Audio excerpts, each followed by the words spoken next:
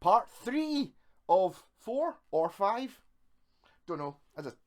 This is a wee playlist I've put up of a video. Basically, it was a Grand Day Oot. Maybe just call it a Grand Day Oot. Copyright strike from Wallace and Gromit.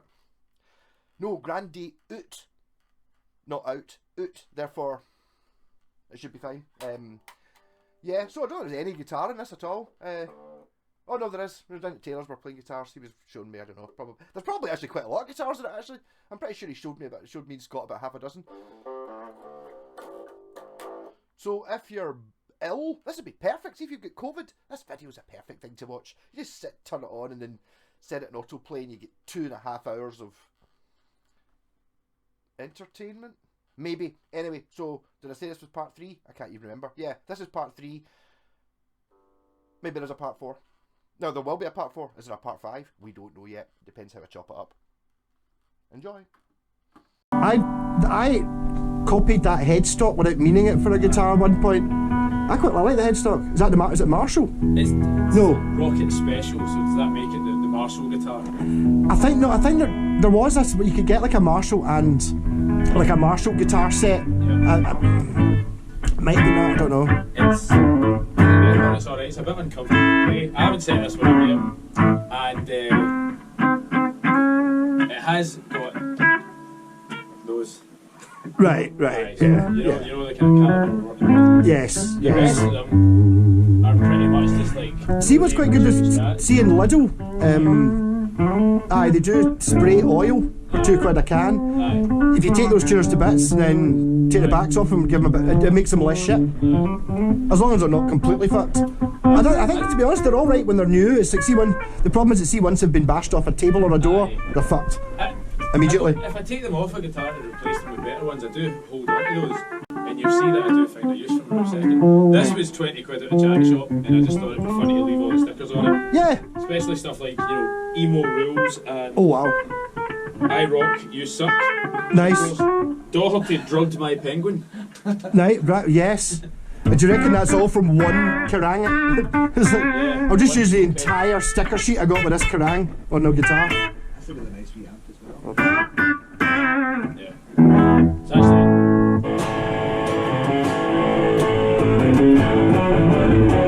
This was a Frankenstein the other day. Look at the gap. That's the best I could get it. It is like the intonation was kind of decent on it. I managed to get it to 25.5. But this is like a sandy down Chinese square neck. Right. The truss rod's no working anymore in it. Right. But it's just usable. It's got some buzzy frets in the middle and I can't do anything about them. I think I shimmed it a wee bit. And it's like, but it's got a sound. And what I was going to do with this one is basically, I want some of the students to be able to take guitars on their own and practice on them. Because if I start a class of like 4 kids, there's 3 of them that have got their own guitars, and there's one where his parents like, don't worry, he's getting a guitar for his birthday. And I'm like, oh cool, when's his birthday? November. Yes. Yeah, right, okay, I need to, so there's a wee practice amp, there's a wee guitar. It's a rite of passage, you need to cut your teeth on something like this. Yes. And I've taken the action down as far as I can get it to go without it completely ruining the guitar. Yeah. But I did end up putting a set of those old shitty tunes on. Aye.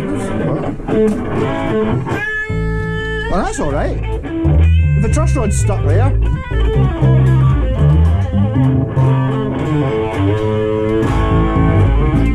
It's enough to learn on.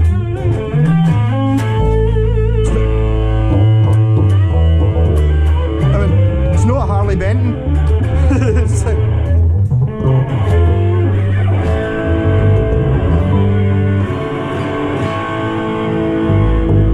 that's not much gap. It's alright, isn't it? If you're recording an album or doing a tour, I'd maybe get a better one. If you're sitting there trying to batter out open chords and stuff and you're learning, so what could you want? I have got something.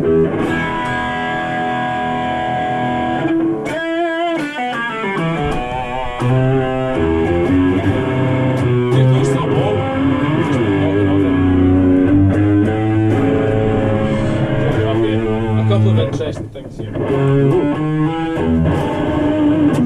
This one needs severe fretwork.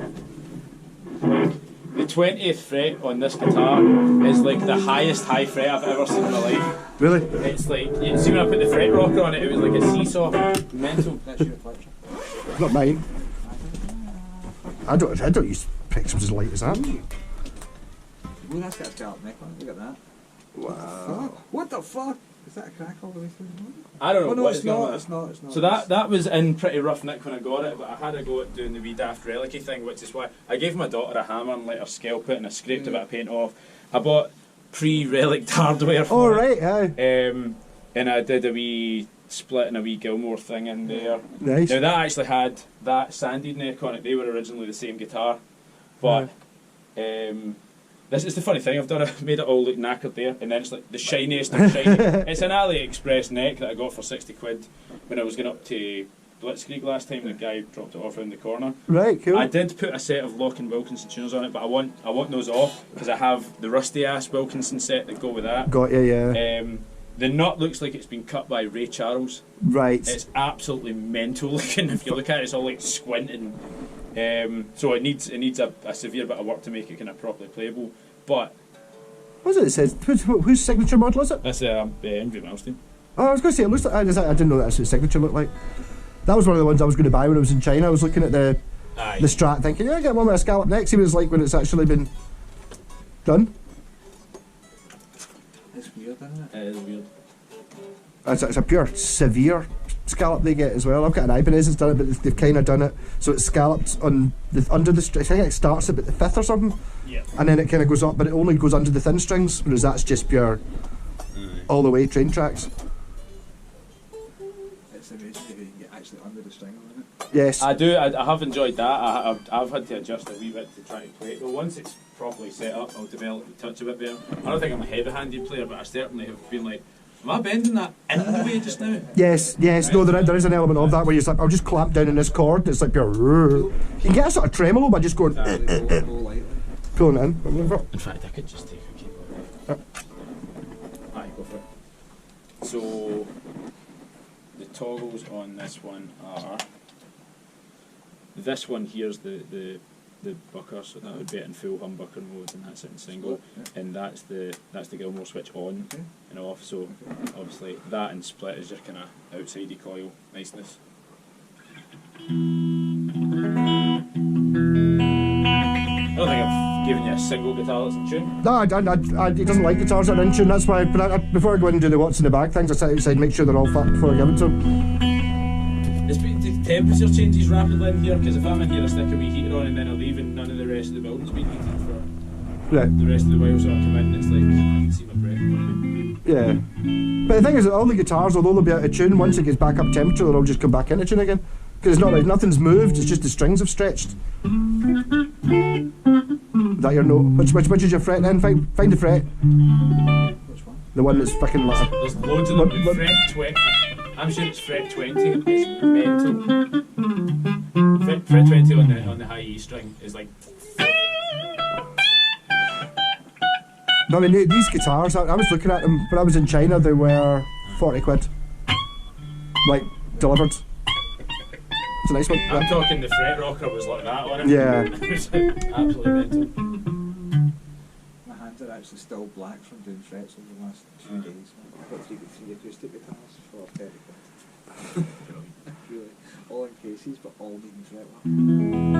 I do have. I even done the Shannon. I thought I had a jobby guitar and I sat and done a fret job on it because I was like hyper focusing. Working my way through all the guitars. I took a neck off the one that's got a sanded neck on it. This was the original neck on it. So this, I believe the truss rod works in this, but it's so stripped on the outside that it won't turn anymore. Was that the whole? I didn't have the Allen key that quite fitted, so I put the one that didn't put it in and really forced it type thing. I don't know. It's just I couldn't get moving, and it was like an actual banana. Yeah. So I took this off, and I was like, if I want to practice doing a couple of frets, I couldn't do it on that. Yeah.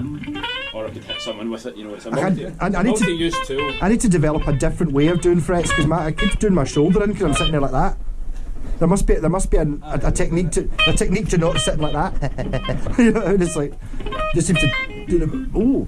Another 30 quid job up the road. So I was in a hurry loading the pick guard the other day, and I've used a big pot there so it doesn't actually Right, fit.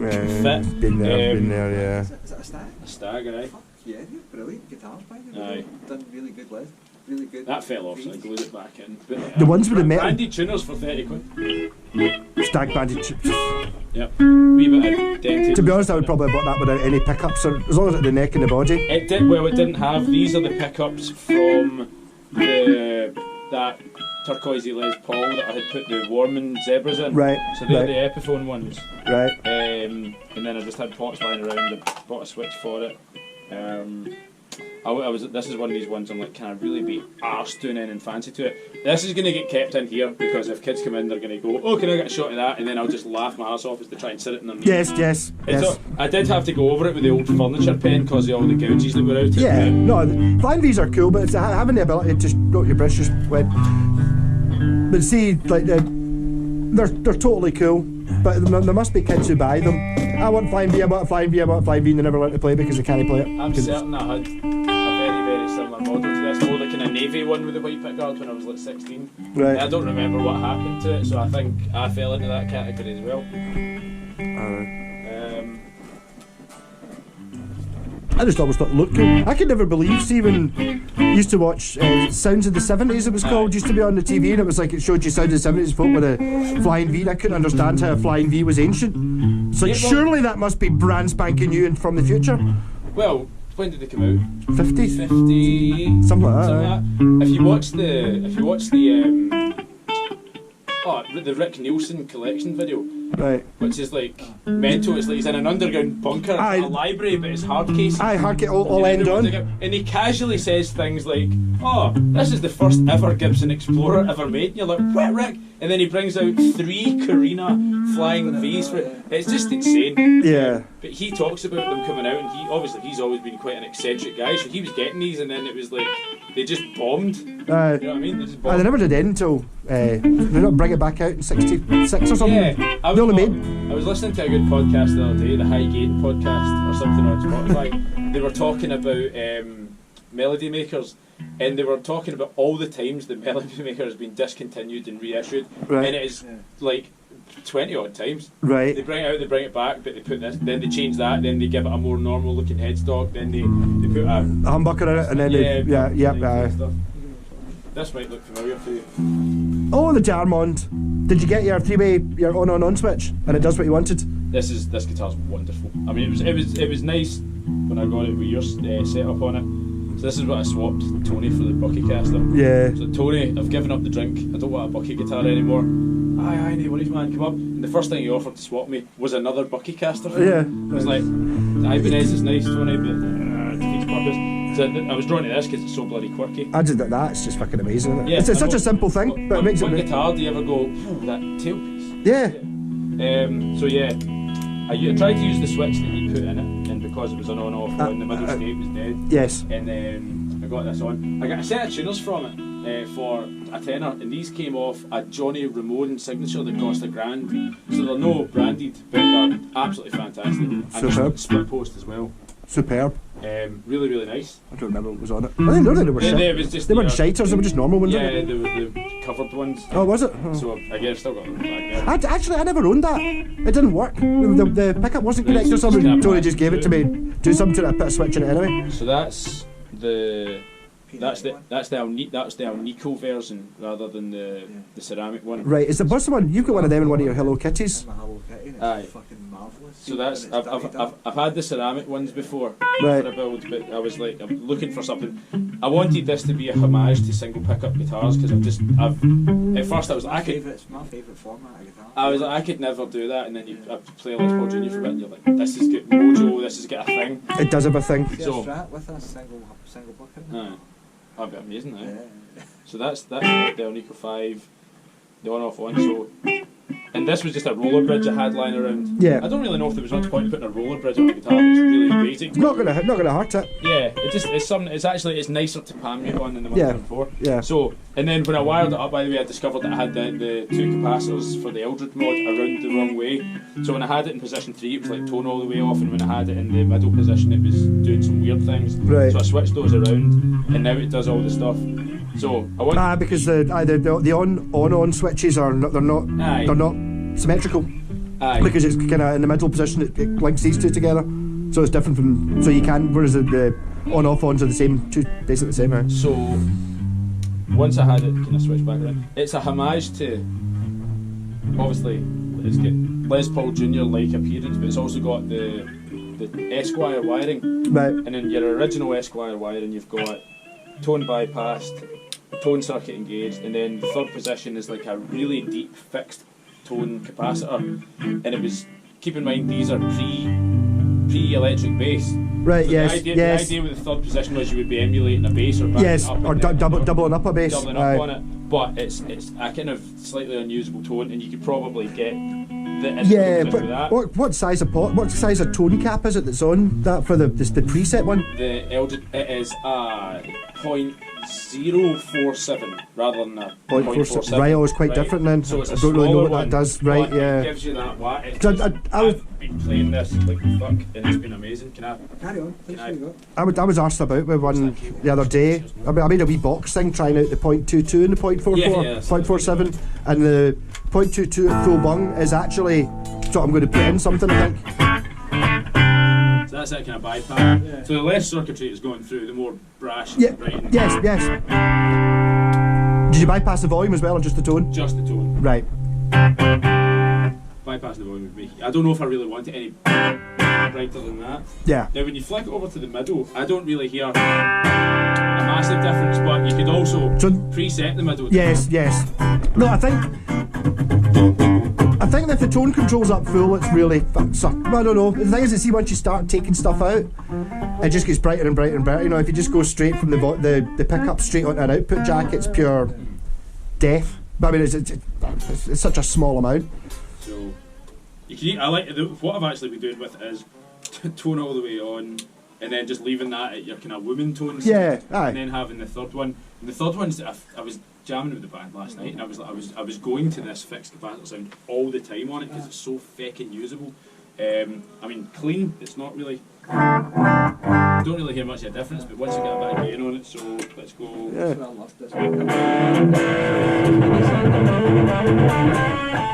So that's all the way open, then in the middle.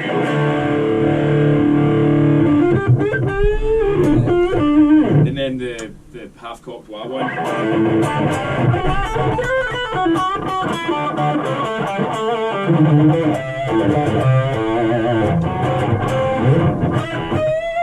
It's like having an out-of-phase sound on a single pickup guitar. Yeah, it's wonderful. just slightly honky. Is that the word? Honky, twangy.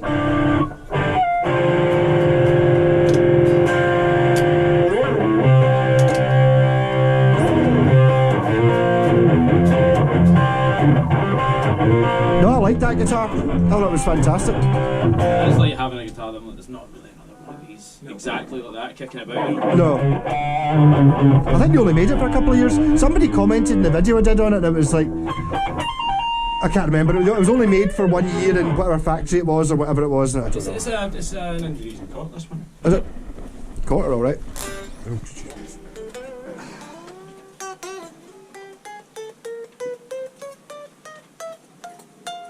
It was actually worse than that, but I discovered the neck that I hadn't quite got the neck in right. So Right. just another wee Ah, but these things will be. Have you done the frets? Aye, they're in the neck. Aye. Done. Aye. Davey's hammered them in at the end of the day. I am certain it's this one. Yeah, have a go at that. Fret 20. Right at the right. Oh end. wow, man, that's Nice. You can see it. You can see it, and you can hear it moving. yeah. Not all the way though. It's alright under the bat strings. Aye. So, Tens.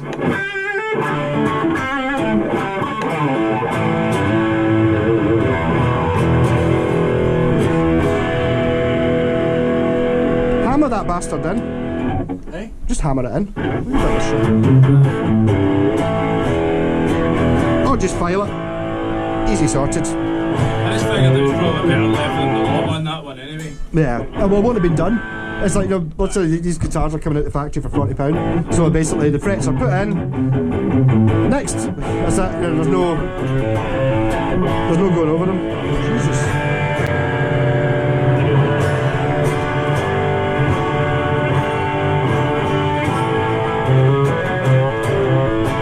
third one is down here. It's mad. You're talking about your in and out vibrato. None of this up and down shit. In and out. Whoa. It's not actually as extreme as I was expecting. I'm pretty sure I've seen ones that have been like they're right down to the underside of the fingerboard.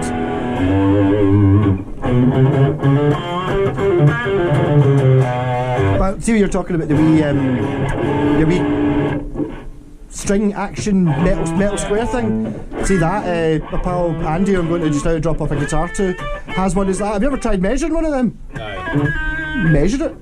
It was like I hold it up against a ruler, and his one is like, see how it's just a piece of metal with something printed on it. It's fucking, the printing's like, it's got like a 3 or 4 mil down the sides. Aye. So it's not right. Alright. It's like, it's just like they've taken, instead of printing it onto something this size, they've printed it onto something this size. It's like that was immediately home. Mine's alright. I've got 2 of them, and they both need. But this one like, it says 50 mil, but it's actually 46 or something. That's so reassuring, isn't it? yeah, so basically check them. Aye. But I mean, I think he said it's just like these Chinese things. He's bought a fake one as opposed to being a. What else could be wrong with it, man? No, good fun. Tens though, come on. I love things. You don't go more than that sometimes. I suppose I have to like the resistance band. I do. I mean, I feel like I'm start. I don't know what it is. I think I use tens on strats as well, but I think I've accepted, and I kind of like the way it makes me play more. Right. But I will, like, if I'm going to do a full bend on a strat, I tend to maybe just try and catch it for 1 fret below rather than 2. Yeah. I am not. I've put 9s on all the studio. I've put 9s on all the ones in here, and I just can't. There's something about them. I'm Yeah. just not adjusted to it yet. Or maybe I need to maybe I need to just force myself to put 9s. Aye, maybe. It's definitely the higher strings. They just feel like they're not there. I've been using 10s exclusively for. Yeah. I'd basically one time I was at Doris, he'd ran out of 10s, so I got a couple of boxes of 9s, and I put them on a couple of guitars I sold. Then I can't remember which one of my guitars I put it on, and eventually it was like, actually, just like, why put so much effort in? It's like you shouldn't have to gurn when you're trying to do a bend. It's more the index finger bends that you notice the difference between the battle and stuff. It's like, ow. Yeah. I've not done the 8s, the 7s challenge I'm meant to do or something.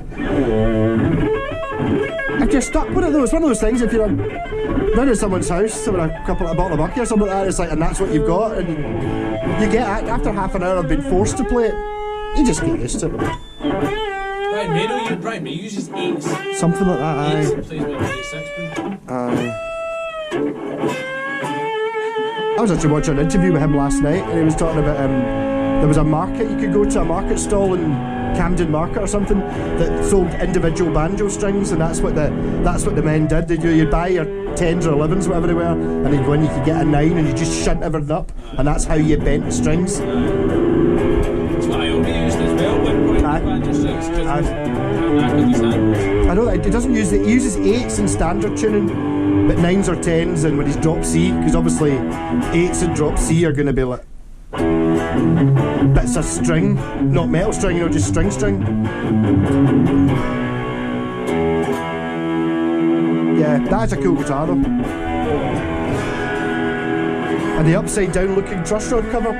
So it's like a truss rod cover that's got another truss rod cover drawn 180 degrees on it. Fantabulous.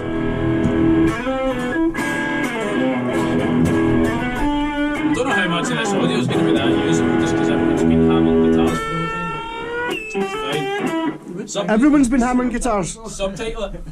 You should fall for bringing out tasty guitars. Yeah.